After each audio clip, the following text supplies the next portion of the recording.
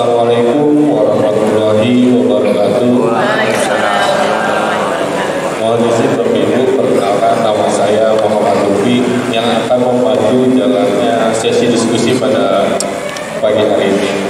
Diskusi kita pada pagi hari ini sudah didampingi oleh narasumber kita, Bapak Haji Asnawi, yang akan memaparkan dan berdiskusi terkait dengan sosialisasi pengawasan partisipatif, di mana nanti peran Bapak Ibu ketika pemilih itu seperti apa sih, apa hal-hal yang harus dilakukan sebagai pengawas partisipatif yang ada di luar dari bagian kita, di luar bagian Bawaslu. Memang peran pengawasan dari Bapak Ibu itu sangat penting untuk jalannya pemilu di Kota Depok. Untuk mempersingkat waktu, Bapak Ibu, kepada Bapak Haji Asnawi, waktu dan tempat saya persilakan. Terima kasih. Assalamualaikum warahmatullahi wabarakatuh. Assalamualaikum warahmatullahi wabarakatuh. Alhamdulillah. Wassalatu wassalamu ala Rasulillah wa ala alihi wa sahbihi wa mawala la hawla wa la quwwata illa billah. Segala puja, puji serta syukur mari sama-sama kita panjatkan kehadirat Allah Subhanahu wa taala.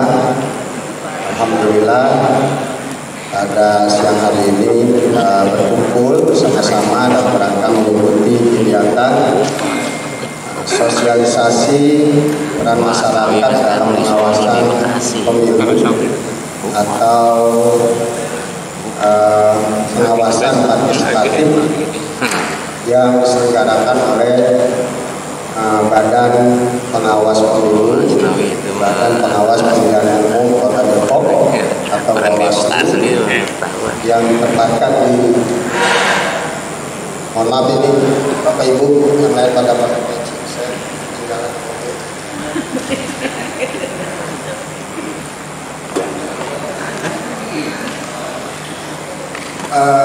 Yang diselenggarakan di Wisma Makassar.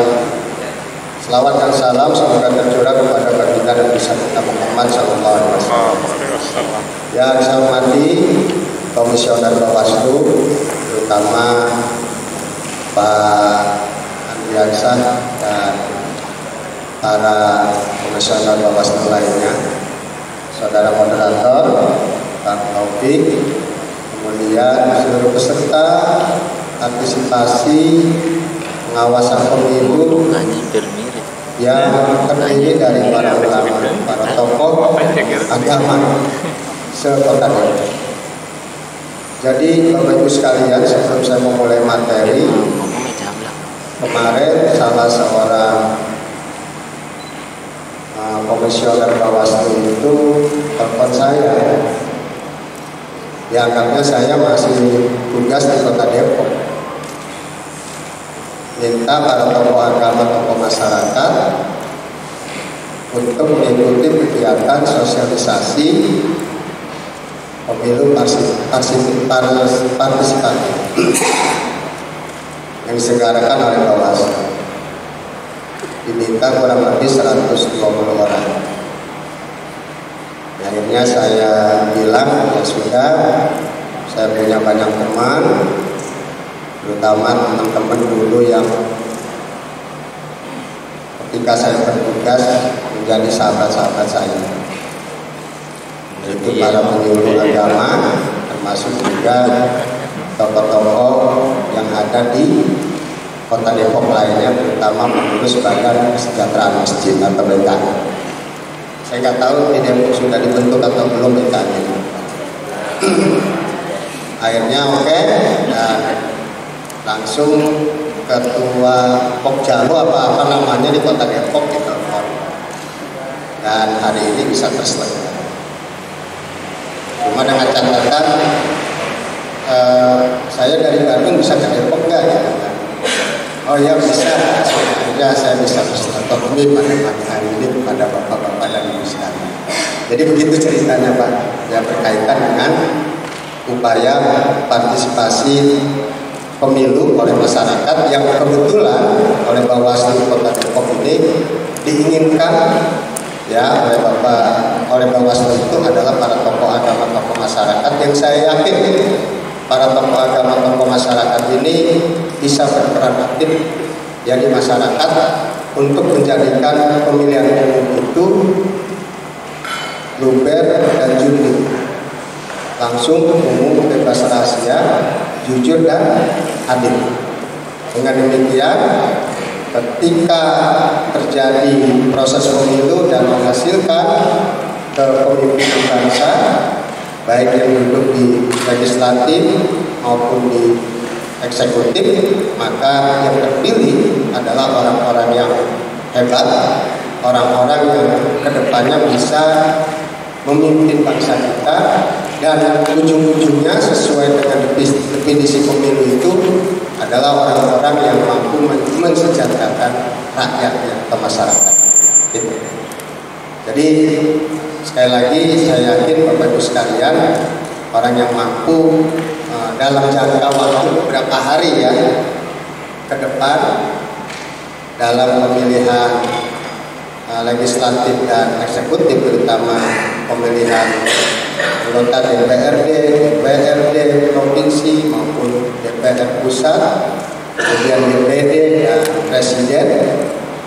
Ini di Kota Depok kita harapkan betul-betul menghasilkan pemilu yang berkualitas. Jadi bahasanya itu pemilu yang berkualitas, dan itu diinginkan oleh semua masyarakat Kota Depok, ya terutama tentu bapak-bapak dan ibu-ibu yang merupakan para tokoh agama dan tokoh masyarakat. Baik Bapak Ibu sekalian, saya kira saya nggak usah memperkenalkan diri ya, karena saya yakin sudah pada kenal semua. Dan Allah ya itulah perkenalannya bukan ya. Tapi saya minta kepada Bawaslu ketika mengundang kiai, pertama siapin kopinya. Yang kedua siapin makan siangnya, pasti ada. Kalau nggak ada tempatnya akhirnya bawa pulang aja ya. Kemudian yang ketiga pastikan angpaunya wajib kan? Dan itu katanya sudah tersedia. Jadi saya sih membantu saja lah daripada para pemilu ya diskusi masalah agama kemudian tidak ada kelanjutannya. Lebih baik hari ini kita kumpul, insya Allah ada keberkahan dan ada kelanjutannya. Ya paling tidak kita menindaklanjuti supaya ya minimal di wilayah kita masing-masing kegiatan pemilihan umum itu bisa berjalan dengan baik ya, seperti ini. Bapak Ibu sekalian, saya bersyukur nih bisa silaturahmi lagi. Udah ini ketemu orang tua saya Pak Haji Asmaul, orang Luput ya. Nah, cuma setelah saya tidak kepala KUA Limo lagi, tablet linknya itu udah nggak terkirim lagi. Ya.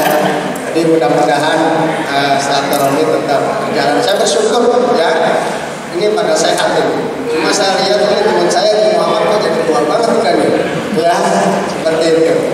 Kemudian yang lainnya juga ya kita jalin silaturahmi Kota Depok.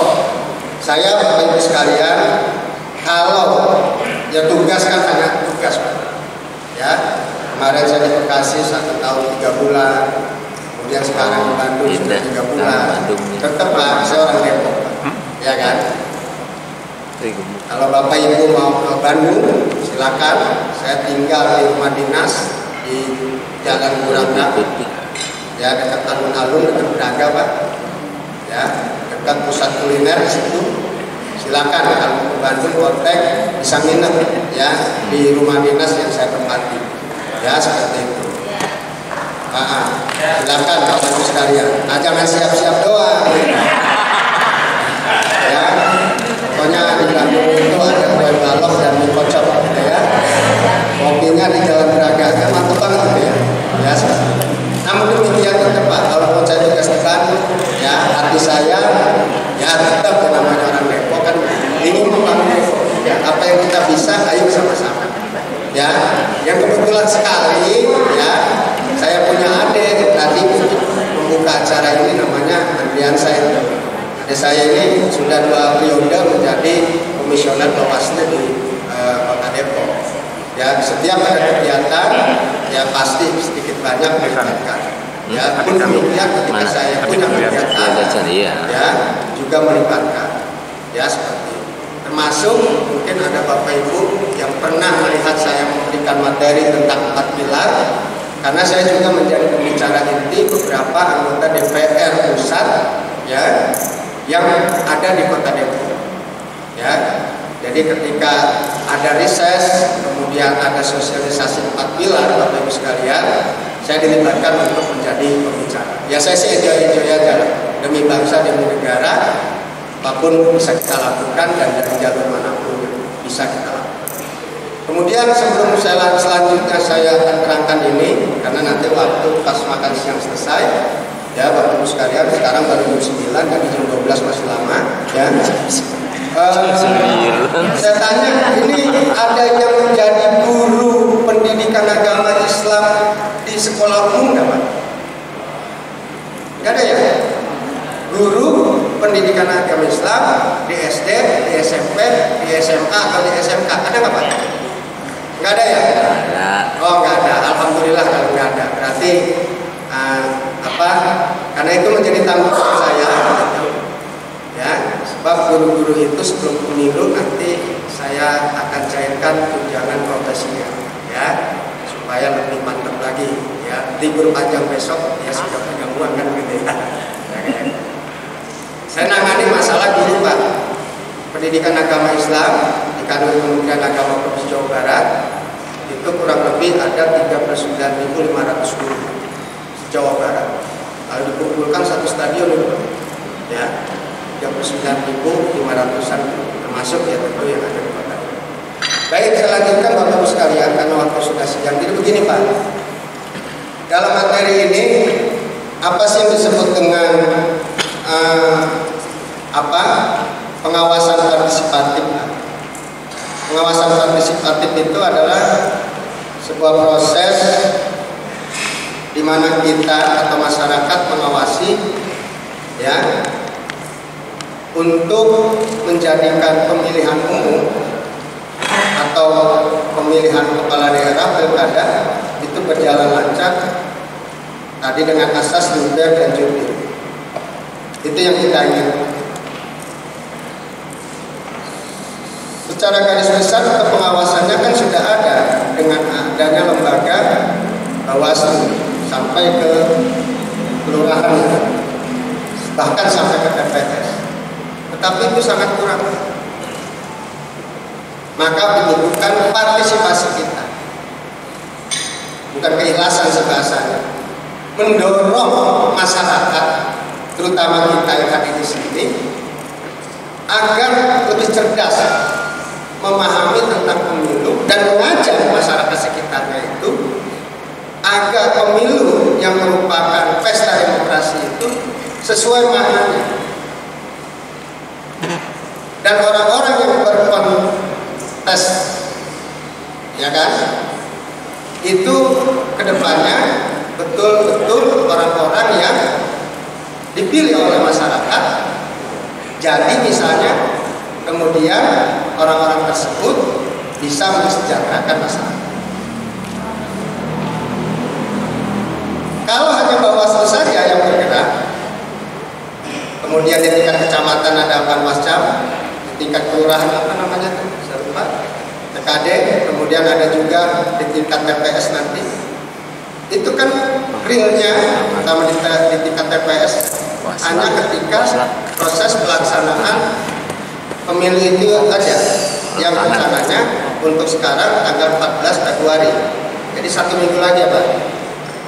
Tetapi sesungguhnya kita dalam jangka waktu kurang lebih 1 minggu mampu mensosialisasikan, dan itu yang kita harapkan dengan peran kita sebagai seorang ulama, sebagai seorang tokoh, bahwa ayo dong ketika kita ingin memilih pemimpin itu, baik itu legislatif maupun eksekutif, masyarakat itu betul-betul menjalankan pesta demokrasi dengan hati yang riang,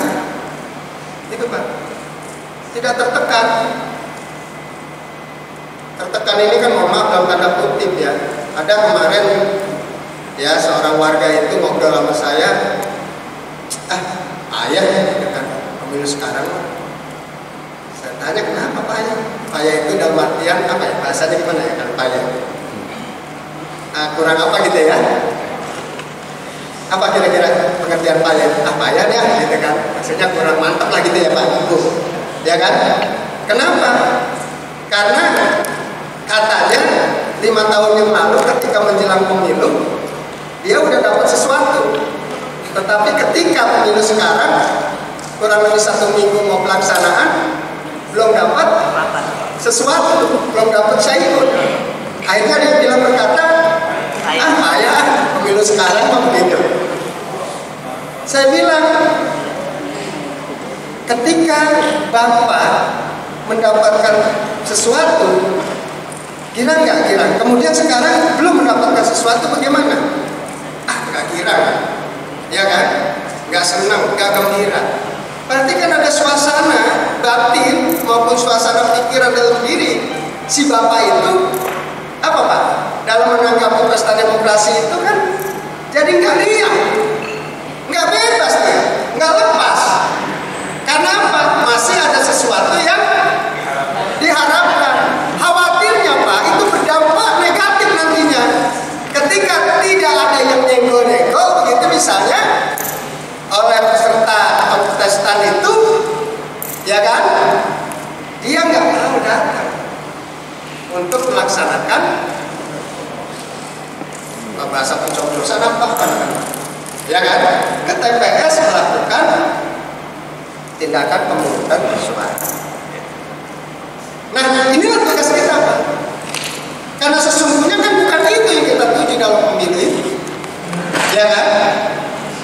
Nah, inilah yang harusnya kita awasi dan kita beri pengertian kepada masyarakat bahwa ketika datang pemilu, ayo tanpa embel apapun, ya memang ini merupakan pesta demokrasi, ya kan? Untuk memilih para pemimpin kita dengan tujuan nanti mensejahterakan masyarakat kita, termasuk kita juga insya Allah bisa tersejahterakan kalau ada kepemimpinan yang terpilih itu. Maka prosesnya itu harus betul-betul ya proses yang penuh riang gembira dengan hati yang suka, tanpa ada istilah embel-embel apa Pak?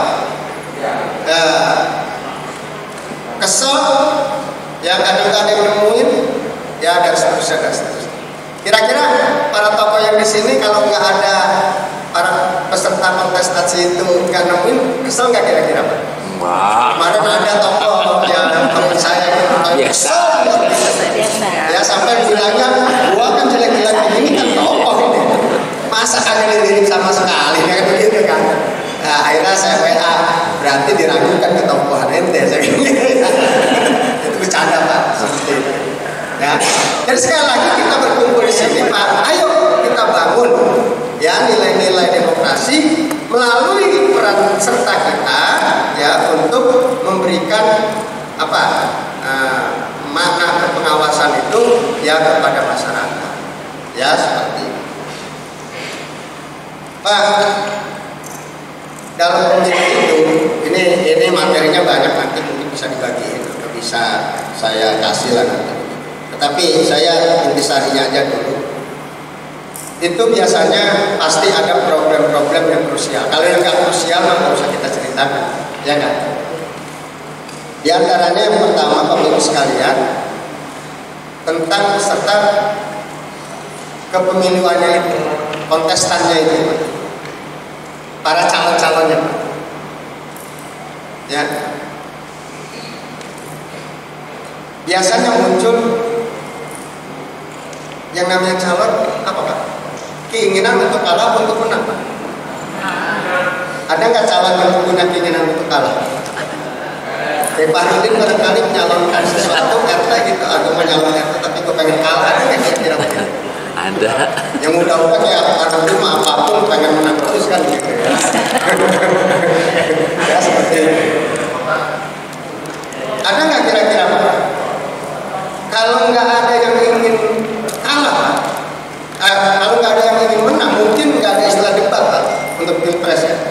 misalnya, atau tidak ada kampanye Pak, ya, baik legislatif maupun, atau mungkin tidak ada istilah silaturahmi Pak. Ada kan para caleg-caleg itu silaturahmi Pak, betul nggak?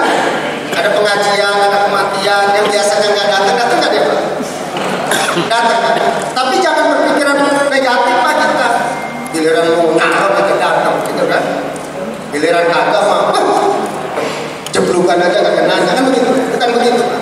Tapi memang ya itulah yang namanya demokrasi. Itulah yang namanya pemilu Pak, yang digelar 5 tahun sekali. Ada para calon yang memang ingin dipilih, gitu kan? Ya, pada saatnya, dan ada juga masyarakat yang pada saatnya mungkin memilih, mungkin juga tidak memilih. Nah, dari para peserta atau kontestan ini, yang paling krusial itu Pak, ya, dalam tanda petik satu, nah ini masalah-masalah krusial yang nanti bisa kita awasi. Banyak masih menggunakan politik uang, bahasanya begitu, politik uang bahasanya. Ya, saya nggak tahu apakah Bawaslu Kota Depok sudah menemukan atau mungkin sudah mendapat laporan atau belum. Ya, itu yang sering terjadi. Boleh nggak adanya politik uang Pak? Ini saya tanya nih kepada para peserta pengawas partisipatif. Boleh nggak? Boleh. Kalau nggak ketahuan. Tergantung Pak. Kalau politik uang yang ketahuan itu caranya kayak apa ya? Kan tergantung ya. Kayaknya sekarang kayak hidup di kaca Pak kita Pak. Semua orang itu bisa melihat kita kan? Betul nggak? Ya kan? Seperti itu di kaca Pak. Ya, semua orang itu melihat. Apalagi misalnya, mohon maaf, dalam tanda petik kayak saya kan kalau menggunakan HP ini hati-hati banget. Ya, seperti itu. Kenapa? Ya itu tadi. Ya, karena ya sekarang ini dengan istilah kecerdasan buatan Pak yang sekarang lagi ramai ini, apapun Pak, ya, itu jalannya Pak bisa melebihi kita. Itu Pak. Itu dengan kecerdasan buatan, apapun jalannya bisa melebihi kita. Saya kemarin terheran-heran Pak di Jakarta itu Pak, ya, ada robot jadi juru masak. Ternyata hasil masakannya itu Pak lebih nikmat dari hasil istri kita yang masak. Bayangkan. Kenapa? Karena takaran-takaran bumbunya itu sudah diatur sehingga masakan itu menjadi nikmat dengan kecerdasan buatan. Tapi datang ke rumah kita, istri memasak, itu bisa asin, bisa adem kan gitu Pak. Bisa nggak enak. Karena memang ketika awal bulan mungkin gajiannya belum dikasih, misalnya kayak gitu. Kan macam-macam problematikanya. Ya kan Pak? Nah, artinya apa? Ya, disinilah kedepannya Pak, dengan kecerdasan buatan apapun kehidupan kita bisa terpantau dan bisa tergerus. Kecerdasan buatan itu Pak cuma satu Pak. Ya, nggak punya perasaan aja. Tapi kalau dia punya perasaan Pak, ya sudah, manusia kedepannya itu Makanya saya ingat seorang futurolog, tahu futurolog Pak ya? Futurolog itu apa Pak? Pengamat masa depan, tapi dengan data yang valid, itu futurolog. Dengan data yang akurat. Saya menyebutnya dukun intelektual, futurolog itu. Ada seorang futurolog namanya Yuval Noah Harari namanya. Siapa Yuval Noah Harari? Itu seorang futurolog yang mengatakan apakah agama sekarang ini dan masa akan datang masih dibutuhkan atau tidak oleh umat manusia. Bayangkan Pak, dia sampai berkata begitu. Ini kan imbasnya nanti buat penyuluh-penyuluh, buat para ulama-ulama, buat para amil-amil Pak, kayak Pak Haji Asmawi. Kalau nanti agama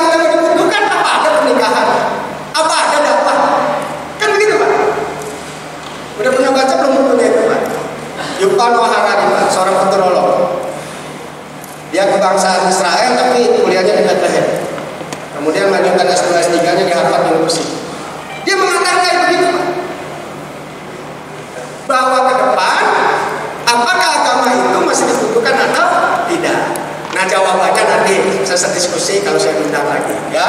Karena kita lagi bahas pemilu atau pengawasan, ya seperti itu. Baik, saya lanjutkan, Pak. Sampai di mana? Saya lupa. Ya, jadi kita seperti kaca nih, Pak. Ya, seperti kaca akan diawasi dan seterusnya. Ya, kayak begitu. Nah, makanya ketika kita diminta peran sertanya sebagai pengawas, ya tadi ada yang politik uang, boleh tadi katanya kalau seandainya Bapak nggak ketahuan, ya kan? Tapi Bapak sebagai ulama, sebagai kiai, apa benar dibolehkan seperti itu? Kan tanda-tanda juga. Nah ini, makanya saya salut kepada Bawaslu yang mengundang bapak-bapak sebagai tokoh atau tokoh masyarakat, ya kan, dalam proses pemilu dijadikan sebagai pengawas partisipatif adalah dalam rangka salah satunya masalah krusial itu, Pak. Banyak di antara para kontestan itu masih menggunakan politik uang atau money politik. Kemudian yang kedua, masalah yang paling krusial juga adalah pelanggaran pemilu yang memang sudah tidak dibolehkan baik secara undang-undang, ya kan, maupun mungkin secara etika di masyarakat. Ada calon, Pak, misalnya, tapi bukan di negara Indonesia, Pak, di negara antabrata, ya kan? Kan itu sekarang banyak yang gitu. Nanti setelah pemilu nggak jadi aja. Jalanan ditutup, gitu Pak ya. Apalagi Pak, uang yang sudah dikasih minta lagi, sembako yang sudah dikasih ambil lagi. Apalagi Pak, karpet digulung. Banyak yang kita temukan kayak begini Pak. Suhu itu mah. Banyak kita temukan Pak, nggak sedikit. Cuma kan nggak terekspos aja, malu masalahnya kan, kayak gini Pak. Tapi itu kejadian. Nah itu kan diawali dari pelanggaran yang dilakukan oleh para kontestan. Coba kalau kita melakukan seperti itu, kalau menang kan udah resiko, namanya juga perjuangan. Kalau perjuangan banyak yang menang mulu, kemudian takut kalah, ya jangan berjuang. Kan begitu. Berjuang itu kan perlu pengorbanan. Kalau nggak mau berkorban ya jangan berjuang, kan begitu Pak.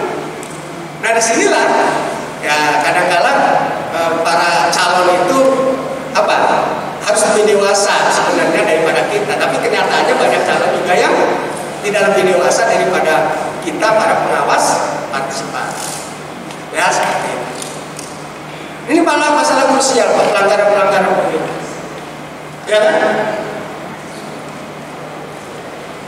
Pak, berapa banyak yang saya amati, semakin masuk orang yang tidak setuju Pak. Dan itu sudah ngomong kepada Bawaslu, tolong dong itu dong, baliho yang ada di pohon itu yang dipaku-pakuin itu Pak, kayak kagak modal banget gitu ya. Ya pohon itu kan Pak kalau dipakuin itu sakit Pak, akan merusak dia punya struktur tubuh dan pohon itu, entah getah atau apapun namanya, untuk menghidupi pohon itu Pak. Sementara dipantekin Pak, bahasa Timo itu dipantekin, bahasa dia apa tuh? Ya kan? Bayangkan seperti itu kan? Banyak nggak kita lakukan kayak begitu? Makanya yang begitu tolong cabut, saya bilang gitu kan? Atau misalnya memasang sesuatu yang ini pengalaman abang saya nih, Pak Haji Taufik ini. Waktu ketika beliau di mana? Dulu kita masuk tim beberapa kali baliho atau spanduk yang dipasang bukan pada tempatnya kan gitu. Ya kan? Banyak sekali yang mengganggu pemandangan orang. Ya, dia kalau foto calegnya cantik, kalau kagak kan bawa mobil bisa nabrak kita kan. Ya kan? Seperti itu. Pernah ada, ya kan? Belum ada foto dipasang di Margonda. Ya pakai peci, pakai dasi rapi. Nggak ada nama, nggak ada tujuan. Cuma dipasang aja. Contoh kayak Pak Rudi pasang fotonya doang, nggak ada nama kan? Itu kan mengundang orang. Ini siapa sih? Ya kan? Lagi bawa mobil itu. Ini siapa sih orang? Agak ada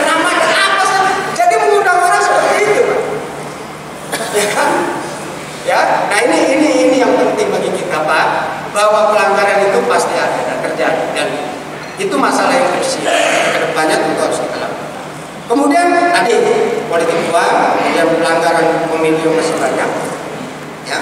Kemudian masalah sosial juga, ya, ruang pengawasan masyarakat yang kurang. Nah itu tadi, mohon maaf yang tadi ngomong misalnya, boleh nggak politik uang? Boleh misalnya gitu. Terjadi, tahu, tapi apa tindakan kita, Pak? Saya tanya, membiarkan, melaporkan, atau bagi dua? Bagi-bagi. Hah? Ya kalau melaporkan berarti setelah Bapak ikut kegiatan ini sukses, ya. Jadi seorang pengawas partisipan, kan begitu ya, partisipatif. Tapi kalau bagi dua dong, biar diketahui kan itu repot itu. Ya, seperti itu Pak. Nah ini masalah sosial dan kita banyak terjadi kayak begitu. Justru seharusnya kita menolak, ya kan? Tapi apa? Walaupun ada iklan dari Bawaslu atau dari KPU, ya kan, ambil barangnya jangan pilih orang yang begitu ya, misalnya. Tapi kadang-kadang nggak berlaku juga, ya kan? Bahkan ada, yaitu tadi kembali mungkin toko atau apa mau ngambil yang tanda petik, yaitu tadi, ya semua caleg datang rumahnya, ada Pak, ini toko kayak begitu, datang semua ngasih, ya kan suaranya cuma satu dia doang gitu, ya kan, seperti itu. Nah ini banyak, ya jadi ruang pengawasan masyarakat itu yang masih kurang Pak. Nah makanya diadakan kegiatan ini, ayo Pak, ya paling tidak bisa membantu Bawaslu, Panwascam sampai kepada pengawas TPS atau TPS itu untuk ya kita bekerja bersama-sama supaya pemilu itu betul-betul sesuai koridor, sesuai jalur, sesuai yang diinginkan masyarakat, sesuai yang diinginkan oleh undang-undang, ya seperti itu. Nah, jadi kayak gitu. Kemudian yang ketiga masalah sosial juga Pak, ruang pemerintah, ya. Kayak Pak Rudin seorang ASN kan, banyak yang narik-narik Pak. Udah dukung ini aja, dukung ono aja, dukung ini aja. Untung aja kayak Pak Rudin ini netral, bahasa dia ke saya begitu. Saya netral bahasa gitu kan. Iya kan? Ya, saya salut lah. Yang ASN banyak kan di sini Pak. Ya. Nah, kenapa saya katakan itu masalah sosial? Karena banyak ASN ya tentu justru dia yang melanggar. Ya kan? Ada ASN yang ikut-ikut kampanye, kan gitu ya. Ada ASN yang ikut-ikut mengkonsolidasi, apalagi bahasanya, mensosialisasi dan seterusnya dan seterusnya. Ini masalah krusial, hati-hati Pak ASN itu, ya.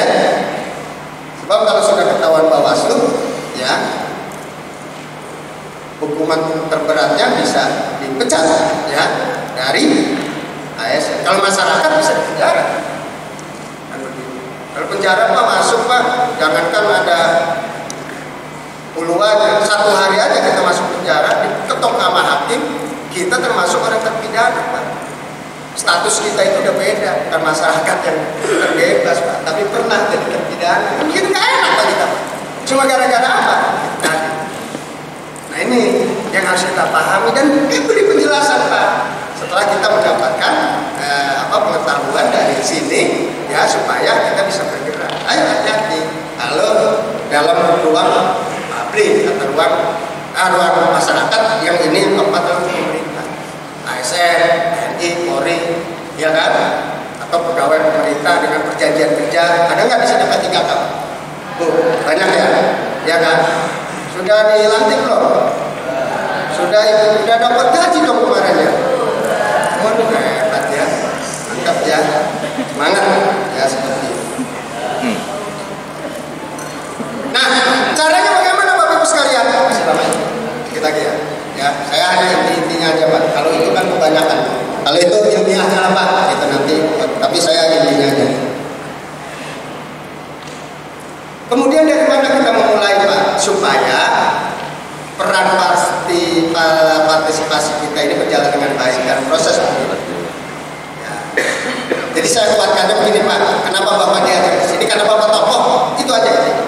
Kalau bukan tokoh nggak diajak kan? Intinya begitu Pak. Kenapa? bisa nanti digerakkan untuk ayo sama-sama menjunjung tinggi etika pemilu supaya luber dan jurdil, kan intinya kayak gitu. Nah, lalu bagaimana caranya? Nah, ini harus kita cermati bersama-sama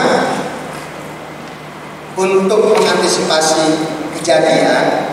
Maka peran kita Pak sebagai pengawas partisipasi itu diantaranya kita cari Pak siapa aktornya. Kalau itu ada money politik Pak, siapa sih aktor?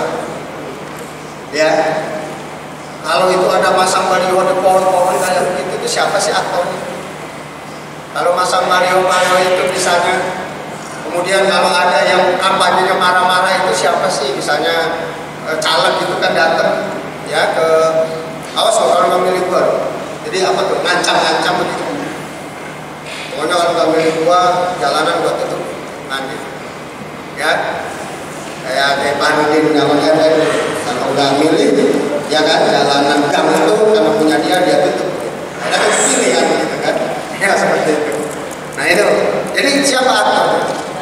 Kemudian kepada siapa sasarannya? Ya Pak.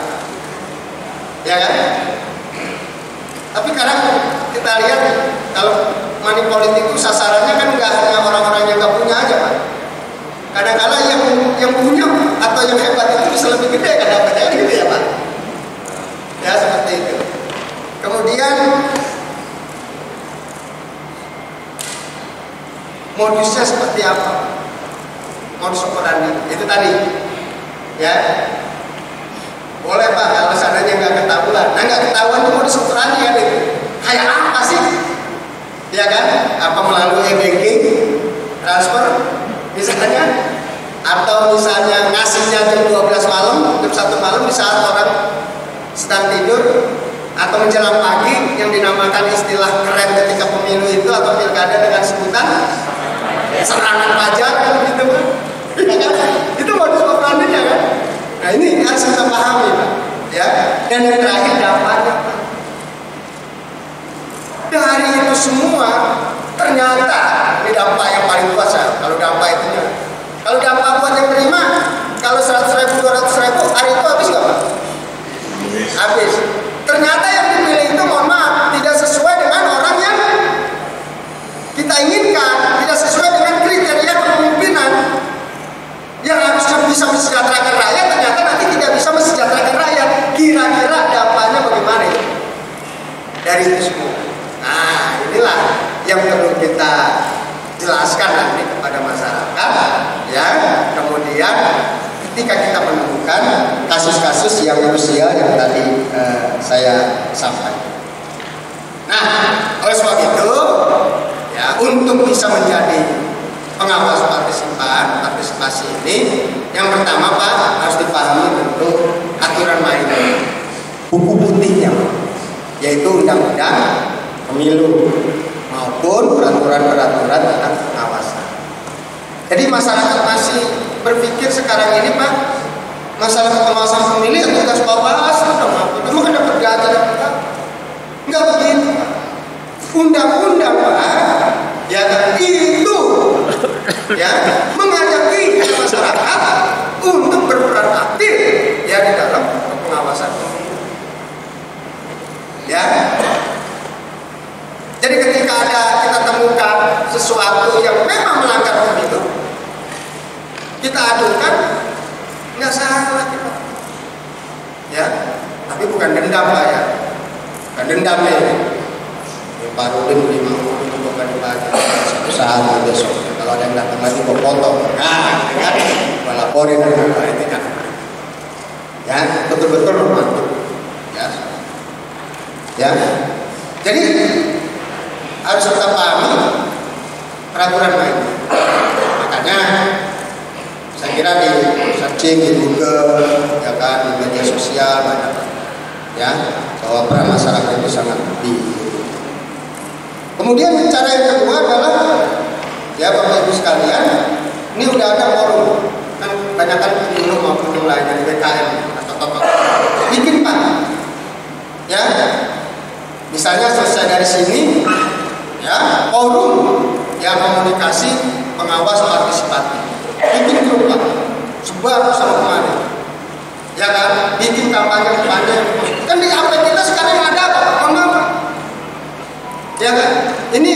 baru 5 menit tadi saya keluar dari mobil, saya buka di situ Pak, itu video yang jelek-jelekin itu banyak, ya kan?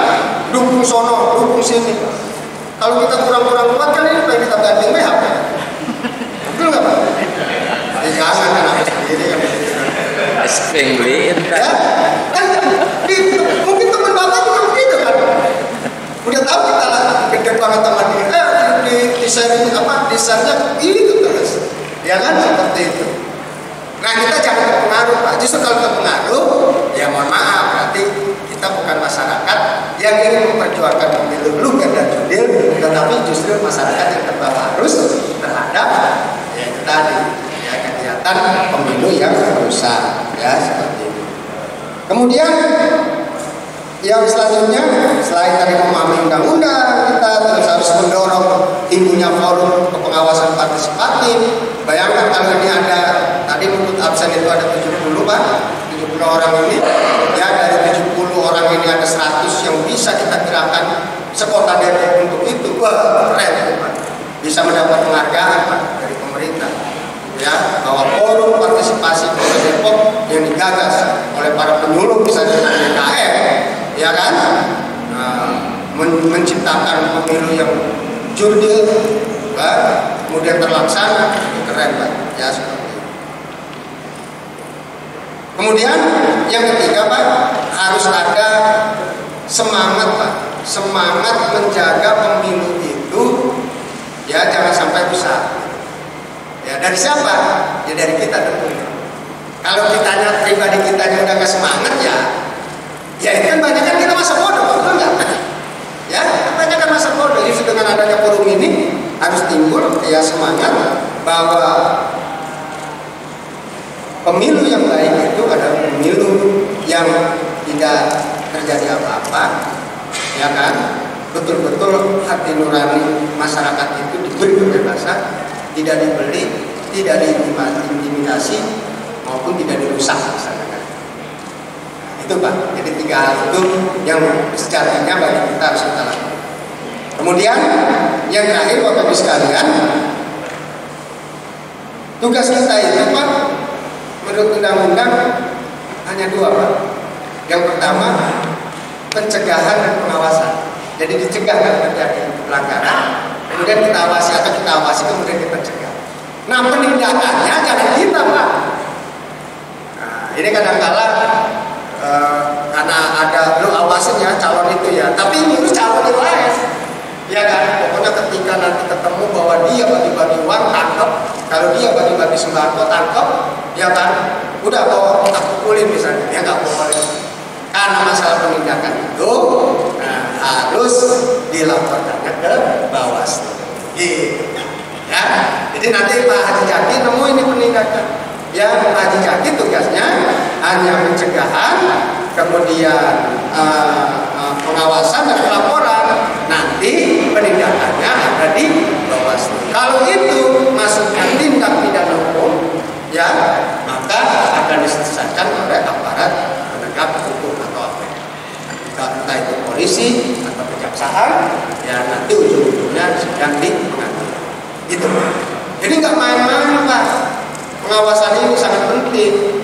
Jadi lembaga Bawaslu itu sebuah lembaga yang dibentuk oleh pemerintah dalam mengawasi kegiatan kepemiluan supaya adil, jujur, ya, kemudian langsung bebas rahasia bisa berjalan dengan baik. Ya, ini kan kadang-kadang masyarakat antipati. Ya, itu kejadian di Solo Bawaslu gimana? Ya kalau Bawaslu nggak ada yang melaporkan kan susah juga Pak. Betul nggak? Kan ini kadang-kadang kita begitu. Kalau ada sesuatu yang tidak melaporkan kan takut. Ya kan? Takut nanti dikembali dan sebagainya. Kan begitu orang kita kan begitu Pak. Ya seperti itu. Takut nggak sesuai data dan sebagainya. Nah, makanya yang paling penting itu adalah tadi Pak, memberikan pencerahan kepada masyarakat. Ya jangan gunakan politik uang. Ayo supaya kita tetap damai, jangan berpihak kepada kita. Ayo dong kita jadikan pesta demokrasi itu pesta yang gembira, ya, bukan pesta yang justru menyesatkan dan sebagainya. Ada tahun 2019 Pak, mendukung calon hak, doakan keluarga, tahu calonnya kalah, itu sama calon yang menang dipasangin petasan pada depan rumahnya. Kan begitu Pak. Artinya itu kan sesuatu yang harus jadi yang gembira, ini malah memancing keributan, ya, dan seterusnya. Nah, itu yang tidak boleh, ya. Jadi sekali lagi kita duduk bersama-sama di forum ini. Ini saya ngomong udah lama juga, tapi nasi sudah datang. Oh sebenarnya, ya. Nah, nanti kita tanya jawab atau diskusi. Saya pengen masukan-masukan dari bapak-bapak dan ibu. Sehingga sekali lagi apa yang kita inginkan dari kita untuk memberikan suasana politik yang damai, yang bebas aktif itu betul-betul terlaksana di Kota Depok yang tercinta. Kalau bukan kita yang menjaga dan mengawasinya, masa orang Sukabumi, masa orang Bekasi atau orang Jakarta, yang kita ada orang yang sekali lagi, kenapa melibatkan bapak-bapak? Karena ada Bawaslu, bapak-bapak ini dianggap para tokoh yang mampu memberikan pencerahan kepada masyarakat, sekaligus ketika terjadi sesuatu yang krusial dalam pemilu, bapak-bapak bisa menangani. Itu. Barangkali itu yang saya sampaikan. Sekali lagi, sukses buat bapak-bapak yang hadir pada kesempatan ini, dan mudah-mudahan forum kita ada dampak positifnya jika menjelang pemilu, pemilihan umum maupun nanti pilkada yang kita datang. Karena itu dari saya, kalau nanti ada yang kurang kita tambahkan, mungkin ada yang menanyakan atau ada yang menambahkan, mangga, atau ada kejadian di kampung bapak, di tempat bapak, silakan. Ya ini forum diskusi, tapi intinya Bawaslu minta bantuan kepada bapak-bapak untuk menjadi pengawas partisipatif, pengawas yang berpartisipasi menjaga pemilu itu luber dan jurdil, pemilu yang berwibawa, pemilu yang menghasilkan para calon pemimpin atau pemimpin yang hebat, yang ujung-ujungnya menurut undang-undang pemimpin yang hebat hasil pemilu itu adalah pemimpin yang mensejahterakan masyarakat. Ya, itu saja. Wassalamualaikum warahmatullahi wabarakatuh. Waalaikumsalam.